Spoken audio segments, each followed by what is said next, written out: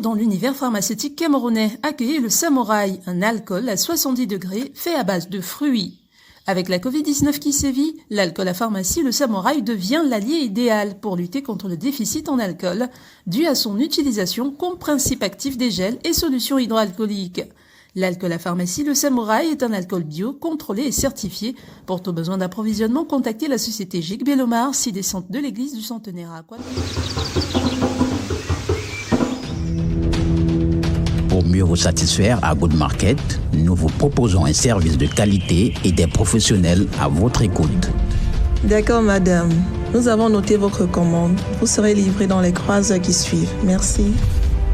Votre commande enregistrée, elle est transmise au service commercial puis au service d'approvisionnement pour confirmation.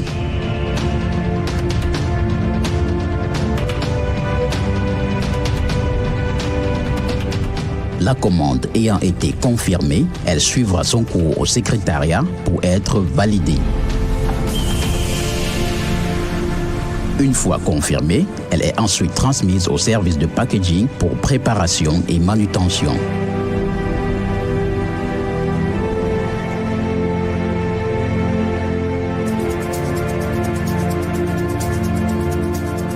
Le packaging terminé et vérifié est transmis au livreur avec le formulaire de livraison dont il prend connaissance.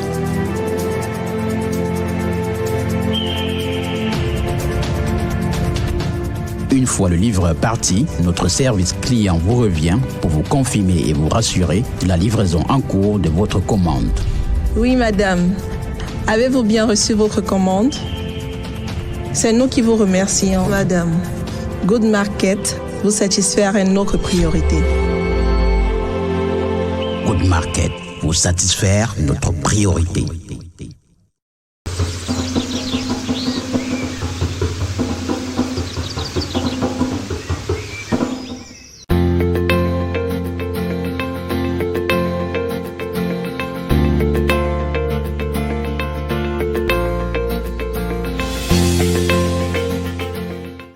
Bonjour à tous, bonjour à toutes, c'est un plaisir à chaque fois renouvelé de vous retrouver pour votre émission Conseil de vie sur votre chaîne Babo TV. Nous poursuivons avec la thématique de la possession. Donc aujourd'hui, possession partie 3. On va parler aujourd'hui du possédé.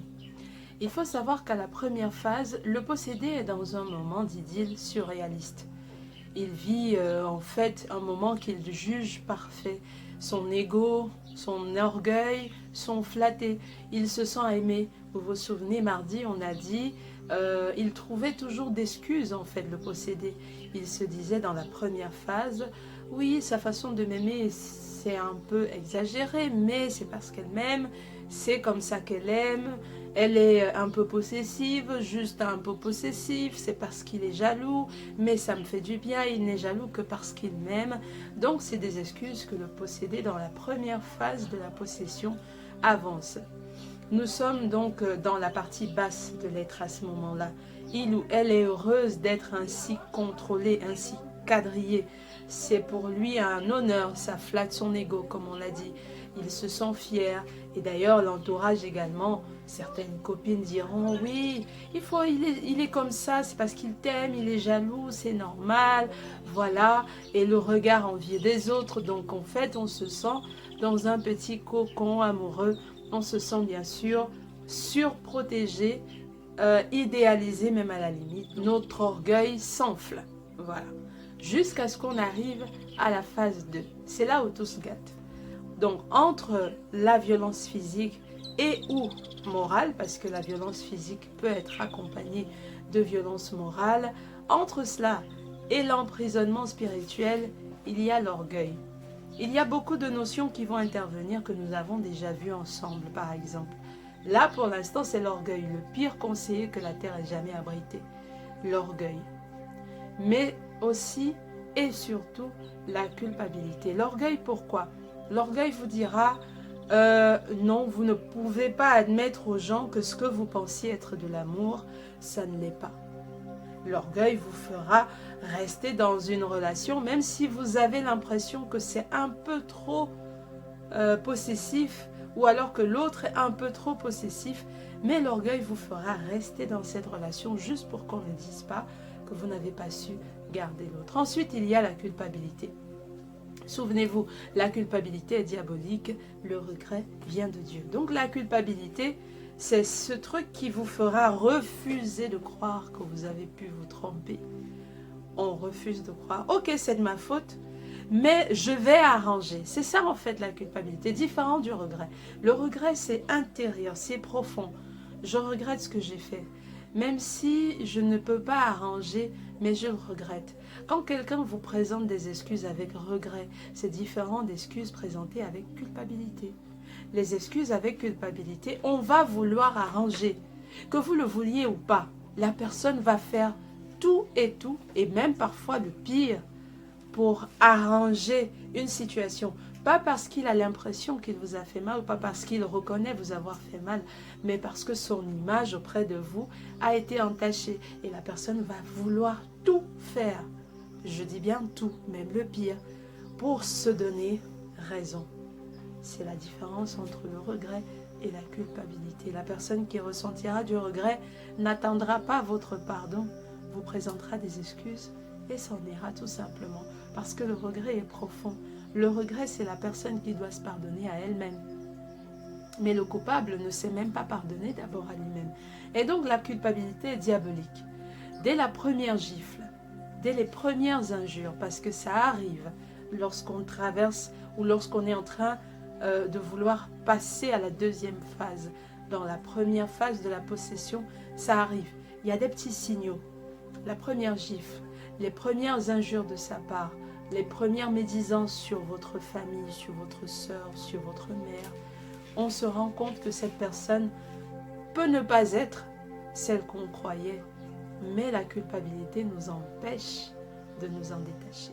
Et donc, l'orgueil, ajouté à la vilaine culpabilité, avec dans le cortège l'inquiétude. L'inquiétude, ça donne une personne qui reconnaît au fond d'elle qu'elle s'est trompée. D'accord, en mon fond intérieur, je me mets dans ma chambre après la première gifle, après les premières injures de ma copine, de ma femme, sur ma mère, après la première gifle de l'homme. Je reste dans mon moi intérieur, je m'interroge, me serais-je trompée? C'est la question. Mais vous savez, la question, lorsqu'on la pose, c'est une forme d'interrogation affirmative en fait. Me serais-je trompée? Au fond de vous, vous savez que vous vous êtes trompé. Mais parce qu'il y a l'orgueil, qu'est-ce qu'on dira? Le regard des autres. Il y a la culpabilité. Je vais arranger la situation par moi-même. Ok, elle m'a causé du tort et elle a causé du tort à mes proches. Je vais arranger la situation.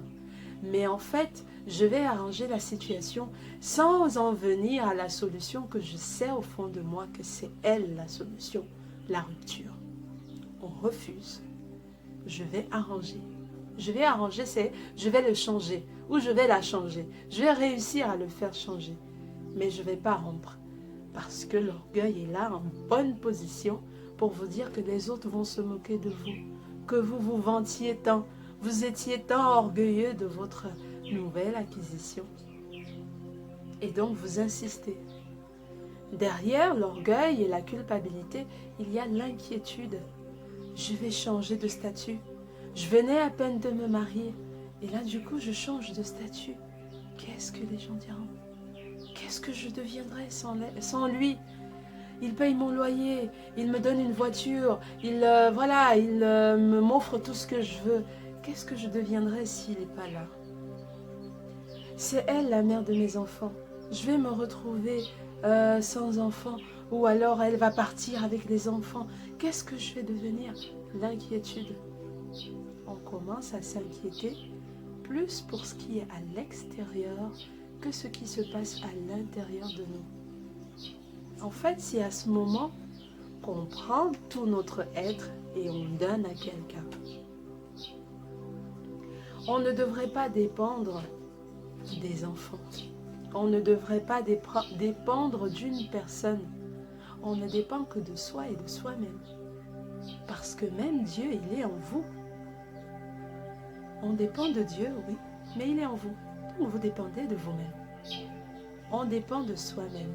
C'est pourquoi je le redis tous les jours, nous sommes à la fois le problème et la solution. Si on veut que Dieu intervienne, il n'interviendra que par nous.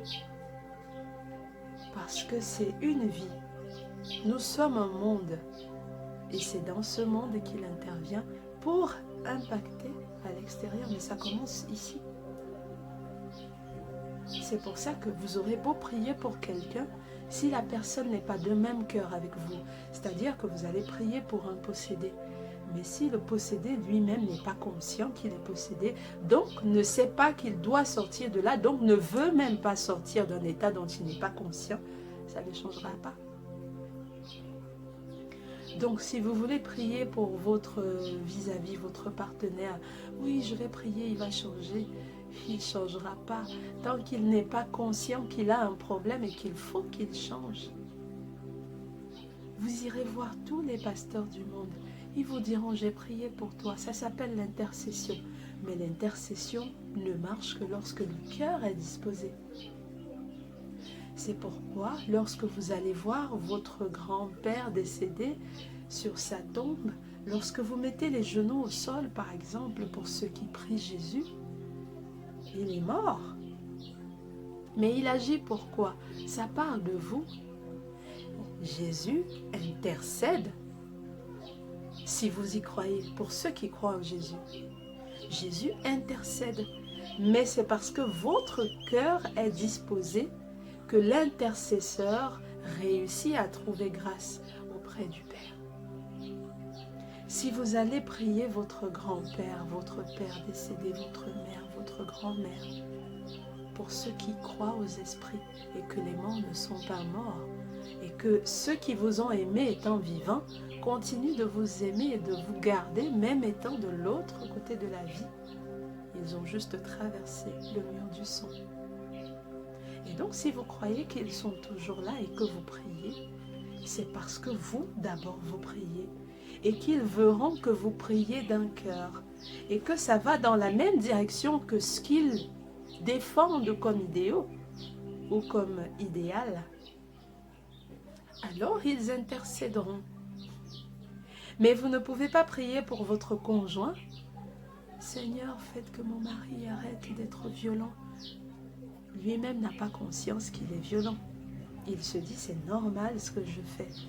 Mais pourquoi il va prier pour quelque chose qui est normal? La normalité n'a pas besoin d'être changée dans son esprit. Et donc, qu'est-ce que vous faites? Vous allez passer le temps à prier, à faire des veillées, à faire des jeûnes, avoir l'impression que ça change. En fait, ce qui se passe, c'est pas lui qui change, c'est qu'on vous ouvre les yeux sur certaines choses. C'est que votre esprit répond, écoute, vous avez mal au plus profond de vous et votre esprit vous ouvre les yeux sur certaines choses. Mais qu'est-ce qui se passe? Vous refusez de les voir. Vous dites, ce sont les épreuves. Le diable est en train de vous insister. Et ce qui se passe, c'est quoi? C'est que des fois, vous avez l'impression qu'il change. L'impression que vous avez qu'il change, c'est juste parce que de l'autre côté, il y a quelqu'un qui a perçu votre souffrance profonde. Et quelque part dans son fond intérieur, parce que l'esprit est à la base lumière, la petite lumière qui persiste encore, parce qu'on a toujours, tant qu'on vit, on peut changer, mais il faut qu'on le veuille soi-même. Ce n'est pas quelqu'un qui nous fait changer, c'est nous-mêmes qui retrouvons notre nature, la lumière que nous étions au départ. Et donc, en face, cette lumière au fond qui n'est jamais morte, qui ne s'éteint que lorsque la personne s'éteint charnellement, sans l'avoir ravivée, sans l'avoir rallumée. Eh bien, ce qui se passe, c'est que cette lumière perçoit les signaux d'un esprit qui est en face de lui, d'un esprit qui est en train de crier. Et donc, dans un éclair, dans un sursaut de lucidité de cette petite lumière, il donne l'impression de changer. Mais au premier comportement qui lui rappelle sa nature charnelle, bim, il est de retour. Et vous, de votre côté, en tant que possédé, vous avez l'impression que c'est le diable qui revient. C'est juste sa nature qui a repris le dessus. Son être est enfermé. Et donc vous, vos yeux sont clairs parce que la souffrance a révélé ce que vous êtes au plus profond de vous, mais vous refusez de voir. Vous fermez vos yeux. Alors on commence à chercher des boucs émissaires. C'est à ce niveau que la culpabilité intervient. La culpabilité associée à l'orgueil, ça donne ça. Ça donne un possédé qui refuse de voir la réalité et qui, puisqu'il faut bien un coupable pour tout, trouve des boucs émissaires partout ailleurs que chez le vrai coupable, lui-même. Non, c'est parce que... Non, c'est vous parlez mal de mon gars. En fait, non, c'est vous qui voyez mal. Et donc, tout le monde devient votre ennemi. Tout le monde devient l'ennemi de votre couple. Sauf vous. Sauf le possesseur. Tout le monde est mauvais. Sauf vous deux. Et donc, c'est ainsi que vous avez ouvert la porte au diable. Et donc, il passe à la phase 2. Puisqu'il sait que vous-même, de vous-même, vous avez rejeté tout le monde. Vous avez fermé la porte à tout le monde. Donc, vous n'êtes que deux dans votre monde. Et dans votre monde, c'est lui le chef, c'est lui le roi. Le possesseur, c'est une femme ou un homme, mais c'est lui le roi de votre monde. Et il vous le fait sentir parfois à coups de poing, parfois à base d'injures, parfois avec, comme on l'a vu hier, des charmes, incantations et autres sorts. Donc voilà, un possédé, c'est quelqu'un qui croit devoir arranger la situation par lui-même, par tous les moyens, sans vouloir la changer au fond. On veut rester marié à cet homme, on veut rester marié à cette femme, mais on veut changer la situation. On veut arranger la situation, mais sans la changer, en fait. Comment on fait ça? Puisqu'on ne peut pas changer l'autre. Il faut à un moment donné se réveiller et devoir changer la situation. Et tant qu'on n'est pas arrivé au niveau d'accepter cette évidence, on est toujours dans une situation de semi-possédé. Parce qu'on peut à un moment donné se réveiller, l'esprit peut se rébeller. Mais tant qu'on n'a pas le courage de reconnaître que cette situation n'est pas la bonne, on est toujours dans une situation de possédé. Parfois, on prétexte l'attachement. Oui, je me suis déjà habituée à lui. Il y en a d'ailleurs qui vous sortent l'expression « Mieux vaut un diable que tu connais qu'un ange que tu ignores. » Lol. D'autres prétextent les enfants. Il y a déjà des enfants, ils vont aller où? Je vais faire comment? Moi seule avec des enfants, une femme célibataire avec des enfants. Il y a toujours une solution. Si Dieu vous donne à ouvrir les yeux, si votre esprit réussit à se réveiller sur une situation, c'est parce qu'effectivement, il y a la solution.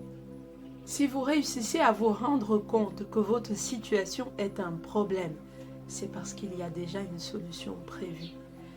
Ma mère, la sage, a l'habitude de dire qu'une coutume qu'on connaît ne peut plus nous tuer, dans le sens de la tradition. Mais en français littéraire, si vous voulez, c'est pour dire que lorsqu'il y a déjà la conscience d'un problème, ça veut dire que la solution n'est pas loin. Alors il y a toujours une solution. Et donc pour finir, souvenez-vous de ce que je vous ai dit dans un numéro. La femme qui vous éloigne de votre famille ou de votre mère est une sorcière. L'homme qui vous cache à sa famille et même qui vous éloigne de votre famille, il ne vous aime pas. Parce que quand on aime une personne, il y a un dicton qui dit quand on aime un chien, on l'aime avec ses puces. Vous le prenez bien avec toute sa famille. Vous êtes prête ou vous êtes prêt à accepter l'autre avec tout ce qu'il y a derrière. Mais c'est elle qui vous retire de votre famille. Il y a un problème. Vous voulez voir, vous voulez rencontrer la famille d'un homme. Vous ouvrez votre famille à lui. Mais lui, il vous cache sa famille ou alors il ne veut pas que vous soyez avec votre famille.